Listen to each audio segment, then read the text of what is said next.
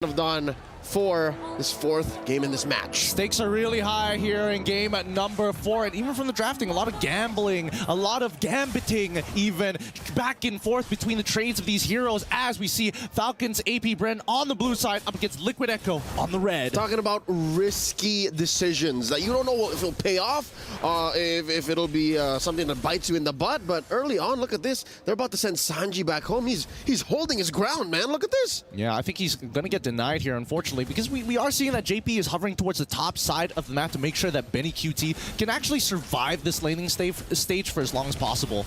Oh, great stuff. Even JP just blocking the skill shot with his body. Nicely done. That's a quick score up top for TLPH. Kyle TZ checking in on the small camp. Going to be pushing out JP. This is dangerous. Again, a Roger and a Julian at level 3 and level 2.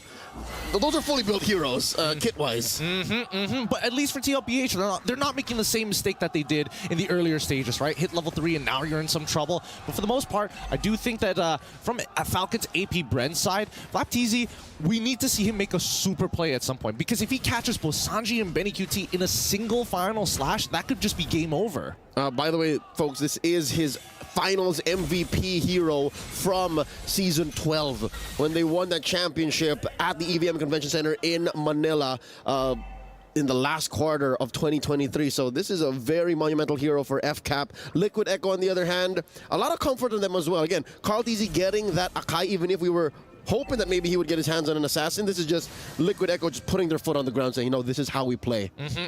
And honestly, I think that Falcons AP BREN's composition, like, if we had to play this, simulate this 2 drafts 10 times, I think that 9 out of 10 times Falcons AP BREN should technically come out on top, right? And my reason being is that it's just easier to pull off. Like, Liquid Echo have to get really creative with the way that they rotate and as well as work with some of the interactions. Oh no, they find JP, forcing him to flicker into that bush as the turtle stands. Oh, nice Minnow and Fury, but Ogun goes down. Carl TZ gets him, and they're going. He's spinning. There's another round. They dash in. It's a deeper fight now as Kyle TZ gets stunned. They're moving through. Kyle TZ, oh, he's just living on a prayer. Sanford takes him down.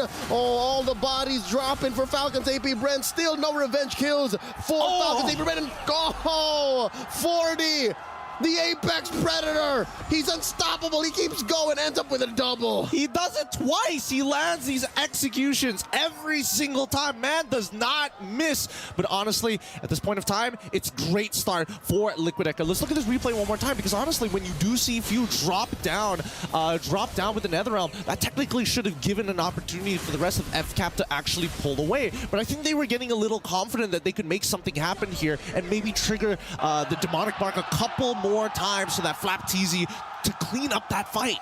They overheated the bursters, and here we go, another go at the turtle. At a third of its health, there's a big Minnow and Fury, keeping them at bay. Carl TZ falls, Flap gets it, Kyle gets a turtle, Sanford falls. Finally, Falcons AP BREN back on the board here in game number 4. And they find their reply almost straight away. Look at running to the top side of the map, knowing exactly what Carl TZ's farm is looking like. They can't go any further here because at any moment there could be some reinforcements from the help of JP. All this while, Gold Lane was an island. It was Penny Cutie and Super Marco just going mano-a-mano. And yeah, JP will go ahead and give it a visit. Down bottom, you see FlapTZ with the fight. A replay brought to us by STC.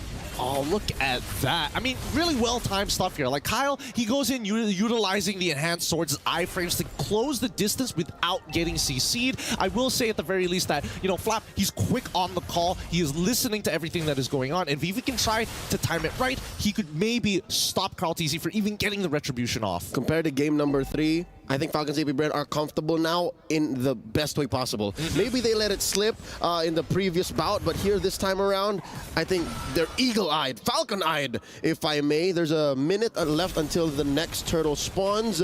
Marco, again, showing us exactly why the Rogers favorite in most lineups in the gold lane. And that's Ogun catching a good amount of beads. Oh no, that's Ogun very low, flickering on out. That's so many thrown at Ogun. He falls. Few finds Carl TZ. He's too late to save his roamer. Yep, great coverage here. Great coverage here for the size of Falcons AP BREN. And the fact that they're purposefully delaying the position, revealing their positions. They're like, okay, Sanji, release the feathered airstrike now. Benny, QT, and JP start walking up. Carl, just sit in the bush for a couple of seconds and then walk out. So therefore, it's wasting Falcon AP BREN's time, right? Oh, maybe he's not there. Maybe we can walk up mid. Suddenly 4 people show up. Oh, shucks. We can't do it anymore. It's the delayed release. It's a limited drop culture. There's a shirt, there are shoes, there are pants. Oh no, I need the whole set. Now there's a fight breaking out up top. Sanji with the fair strike, a few volleys dropping. No one home for the final slash. Flapped easy. Vengeance 1, Vengeance 2. JP at half health, throwing a few wisps over to Flap Teasy's way. Few dueling with Sanford. Benny Cutie with the entropy.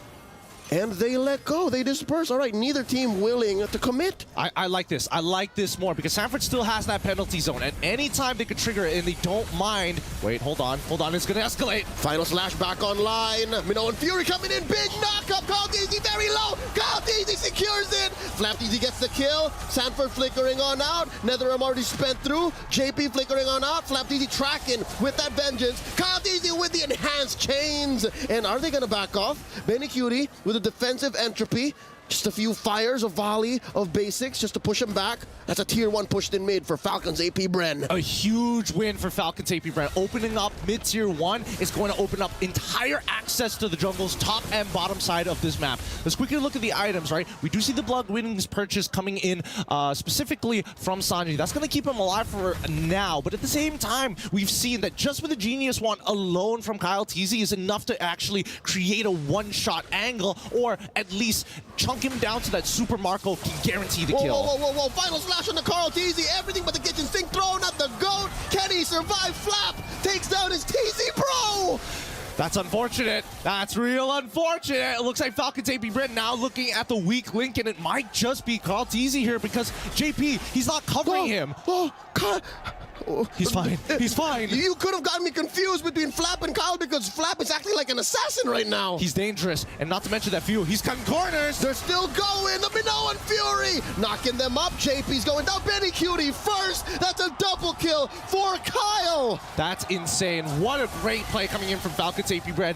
They turned into turbo mode this time. Find the punish, extended, stretch him out like dough, just like in game 1 and game 2. Let's look at the replay because you can see, right? Oh, Benny, quickly. Oh, I got hit by everything. Purify. Kyle shows up. He's like, nah, nobody's getting out of this one. Just like how TLPH started in the early game with a delayed entry, again, the limited drop culture, they're also doing it here, but they're also integrating the extended box principle. They constantly move their box, mainly because of JP with the guiding winds, but after that, everything solved. Bub's your uncle. They have enough CC, enough reliable damage, and damage coverage. Yes, there's a lot of magic damage from both sides, but let's not forget Super Marco's here. Even Flap deals a good amount of damage with the Thunderbelt. Exactly, and that's why he's so dangerous, right? That's why this team continuously, look at them, they're chunking out Sanford. They got his flicker. Final slash displacing the Trizla, and there's Sanji coming in. Heavy spin, forcing out another realm. Kyle Teasy very low, put up against the corner. Sanford, can his BOS keep him alive? There's a vengeance, there's a dash. JP barely alive, down goes Sanford. Oh, down goes JP as well, 2 kills. Flap Teasy forcing out an entropy. Can he take down Benny? The answer is yes. Boom! The Filipino cannon strikes again, allowing a double kill for his boy. Phew, this game, high octane action here. We got to bring it back a little bit because the energy is high and the crowd is going wild. But Falcons AP BREN, cool as a cucumber. If we want to throw it back to M2, you can't do it without bringing Few and Flap Teasy and Coach Ducky into the equation. So if it's Carl Teasy zoning in, going back to Singapore, you can't do that without bringing Flap, Few, and Ducky into the story. They also won that championship. They also played out of their minds, and now they're doing the same. That's a almost 8K gold lead here at 9 minutes. It's wild. It's wild. This could be it.